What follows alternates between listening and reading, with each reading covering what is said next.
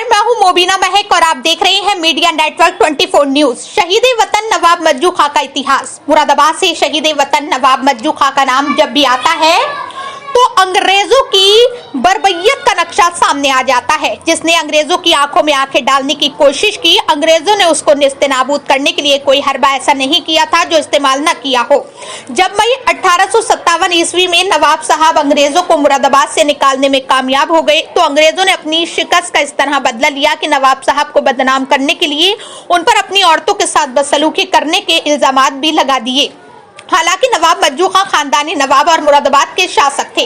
उनका पूरा नाम मजीउद्दीन खां उर्फ नवाब मज्जू खां था। उनके वालिद का नाम मोहम्मद दीन अहमद खां वल्द नवाब मोइनुद्दीन खां। नवाब मज्जू खां बेशुमार दौलत के साथ साथ तोपखाने के भी मालिक थे। शासन उनके हाथों में था, बस उन्हें अंग्रेजों की गुलामी मंजूर नहीं थी। वो भी अगर जमीर फरोश होते तो रामपुर नवाब की तरह अपनी जिंदगी ऐसे गुजार लेते। चालाक ईस्ट इंडिया कंपनी अथरत अंग्रेजों ने 10 नवंबर 1801 ईस्वी के एक मुलाहिदे की आड़ में लखनऊ के नवाब सादत अली खां से अवध का आधा इलाका छीन लिया। उस मुलाहिदे की रूह से जो जिले कंपनी को मिले उनमें रोहिलखंड का इलाका शामिल था। रोहिलखंड को 3 जिलों में बांट दिया गया, जिला बरेली, जिला बदायूं और जिला मुरादाबाद, जिसे इलाके का मुख्य स्थान करार दिया गया। 1801 ईस्वी में ईस्ट इंडिया कंपनी ने अपने जहरीले पंजे पूरी तरह मुरादाबाद की रूह में गड़ा दिए थे। 1802 में पहली बार मिस्टर डब्ल्यू लेसिस्टर नाम के अंग्रेज अफसर को यहाँ का पहला कलेक्टर बनाया गया। हालांकि ईस्ट इंडिया कंपनी के खिलाफ बगावत के झंडे बुलंद हो रहे थे और मुल्क अंग्रेज ईसाइयों से नफरत कर रहा था, लेकिन हर किसी की समझ में नहीं आ रहा था। हिंदुस्तानियों में आत्मविश्वास की कमी आ गई थी, फैसला करने की सलाहियत खत्म सी हो गई थी। कुछ लोग इजहार नफरत कर रहे थे जिसका अंजाम सिवाय मौत के कुछ भी नहीं था। तो कुछ अंग्रेजों की गुलामी कर रहे थे, कुछ खामोश आंसुओं से गुलामी की जंजीरों पर मातम कर रहे थे और कुछ बेहिसी के आलम में थे जिनका मकसद 2 वक्त की रोटी मुहैया करना और खा लेना था। न उन पर हालात का कोई असर था, न जुल्म का। अंग्रेजों के जुल्म सराहते सहते शायद वो जुल्म का अर्थ भूल गए थे। ऐसे दौर में अंग्रेजों से टकराने की हिम्मत करना मौत को गले लगाना था। लेकिन मुरादाबाद को ये फख्र हासिल है कि यहाँ के कुछ जियालों ने सर से कफन बांध लिया और अंग्रेजों से अपने वतन को आजाद कराने के लिए मैदान जंग में कूद पड़े। 9 मई 1857 को आजादी की पहली ऐलानिया जंग शुरू हुई। 18 मई 1857 को अंग्रेजों ने रात के अंधेरे में आजादी के मतवालों पर हमला कर दिया और उनसे 10,000 रुपए भी लूट लिए। 19 मई 1857 को नवाब मज्जू खां के नेतृत्व में यह जंग योजनाबद्ध आरंभ हुई। इसमें 29वीं बटालियन भी शामिल हो गई जिसका सामना अंग्रेजी कारिंदे नहीं कर सके। उधर वहाजुद्दीन उर्फ मौलवी मन्नू के नेतृत्व में इनकलाबियों ने जेल खाना तोड़ दिया। खौफ के मारे अंग्रेज जेलर डॉक्टर हैंस बरू जेल की छत पर छुपा रहा, जिसे क्रांतिकारी पकड़ लाए और जेल के दरवाजे के साथ बांधकर आग लगा दी, मगर जेलर वहां से किसी तरह भागने में कामयाब हो गया। उसने अपने आला अधिकारियों को इनकलाबियों के हालात बताए तो इनकलाबियों के हौसले सुनकर अंग्रेजों के पैर उखड़ गए और वो नैनीताल भाग गए। 3 जून 1857 तक सारा मुरादाबाद विदेशियों के वजूद से पाक हो चुका था। इस जवान मर्दी और बहादुरी की वजह से नवाब मज्जू खां को बादशाह बहादुर शाह जफर की और से मुरादाबाद के नाजिम की सनदे हुकूमत लिख दी गई, जो जनरल बख्त खान के माध्यम से 18 जून 1857 को हजरत बहाउद्दीन फरीदी साहब रजबपुर में सौंपी गई। अंग्रेजों को अपनी हार बर्दाश्त नहीं हुई। उन्होंने मुरादाबाद पर अतिक्रमण की साजिशें शुरू कर दी और रामपुर नवाब यूसुफ खां अंग्रेजों का गुलाम और पिट्ठू था जो नवाब मज्जू खां के खिलाफ साजिशें रचने लगा।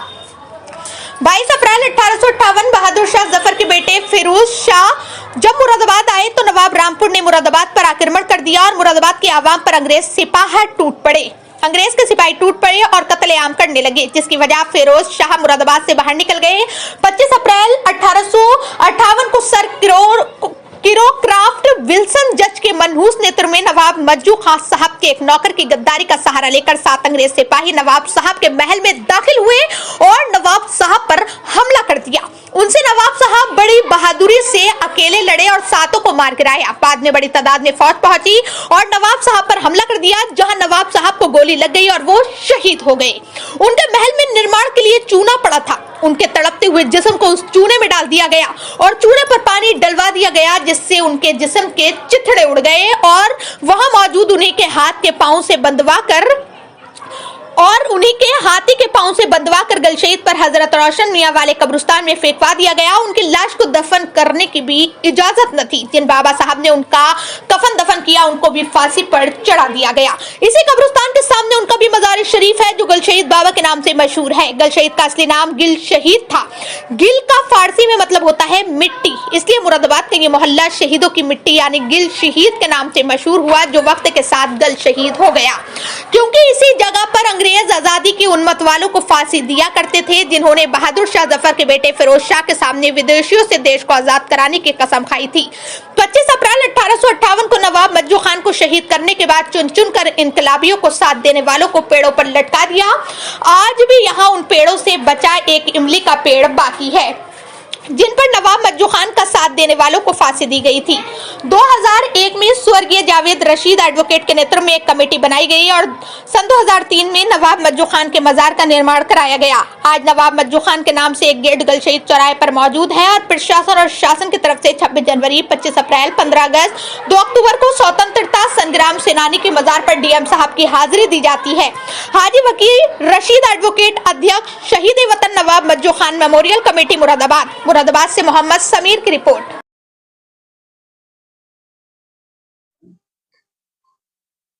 करतल दिवस आने वाला है, इसको लेकर स्वतंत्रता सेनानी नवाब मज्जू खान के जो मजार है उसको लेकर किस तरह की तैयारी की जा रही है?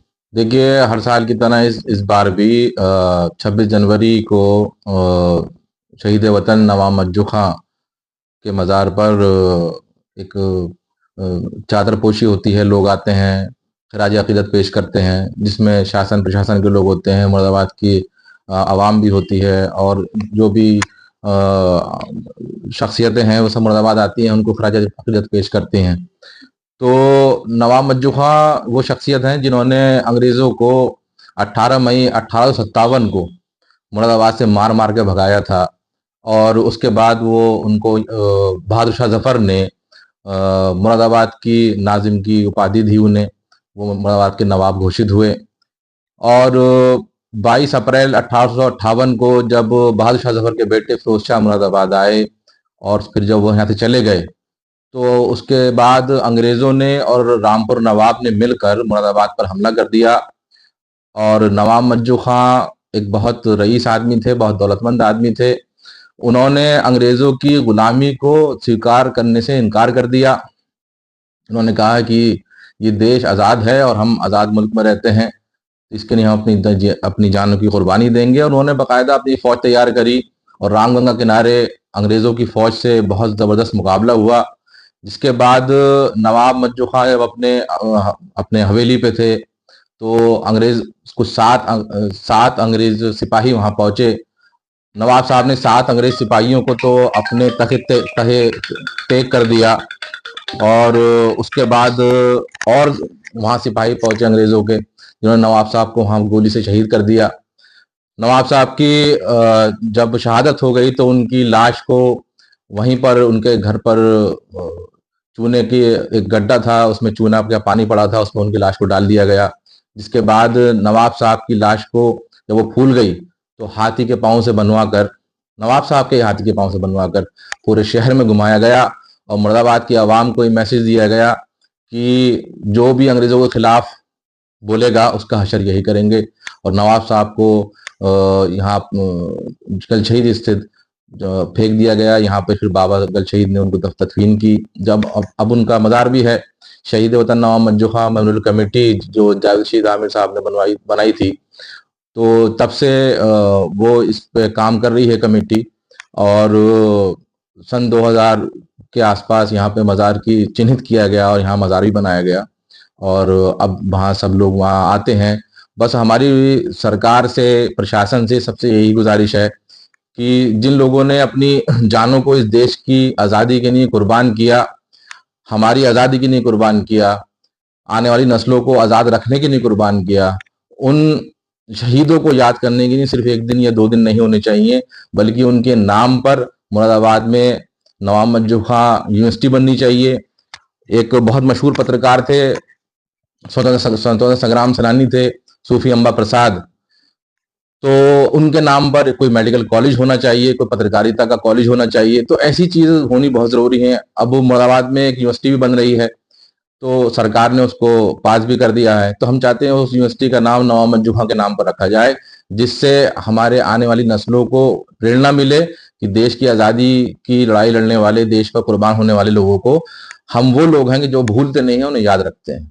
इमली का पेड़ भी है यहाँ पर, क्या था इसका इमली का? जब फिरोज शाह, जो बादशाह जफर के बेटे थे, मुरादाबाद आए थे, तो उनसे उनसे लोगों ने कस्में खाई थी, और उसमें 10,000 लोगों ने उसमें कस्में खाई थी। इसमें हिंदू और मुसलमान दोनों शामिल थे। कुरान और गीता पे कस्में खाई गई थी कि हम अंग्रेजों के खिलाफ आखिर दम तक लड़ेंगे।